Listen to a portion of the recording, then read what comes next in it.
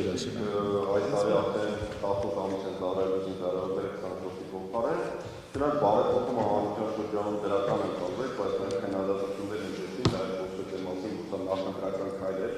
Պետք է խոսել է բարեփոխումը կատարելու նախաձեռնների մասին եւ ասել արդյոք պրիվատ ուժերը կարող են բախվել խոչընդոտների կամ խնդիրների զանգեժամետերի ծառայության ժամկետի վերջացման առումով։ Շնորհակալ եմ կարևոր հարցի համար։ Իրականում ես նախկինում առիթ ունեցել եմ սրա մասին խոսելու,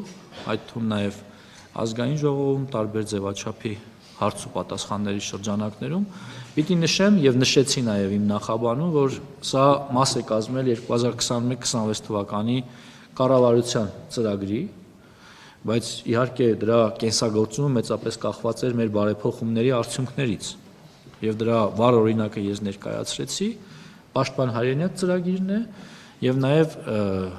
ժամկետային զինծառայության ներգրավող անձանց թվաքանակի ավելացումը, այն է զորակոչի, որակական եւ թվային փոփոխությունները եւ սա մի կարեւոր գործոն է, որը ամբողջությամբ ծածկում է մեր հանրության կամ մասնագետների մտահոգությունը եւ ըստ էության պաշտպանության նախարարը չէր կարող նման նախաձեռնությամբ հանդես գալ առանց զինված ուժերի գլխավոր շտաբի հետ համաձայնության կամ նրանց կողմից տրված կարծիքի եւ կարող եմ նշել, որ մենք այս փուլում արդեն իմ կողմից վկայակոչված հայտերի հանրագումարով արդեն իսկ 2026 թվականի սկզբին մենք լուծել ենք 1.5 տարի հետո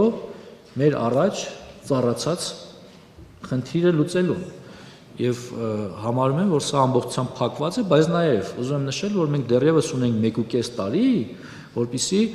ավելի այս համակարգը ամրապնդվի, այն է պայմանագրային զինծառայության նոր համակարգը, պրոֆեսիոնալ համակարգը, որը կծածկի այն հնարավոր բացը, որը կարող է ծագել 1.5 տարի հետո։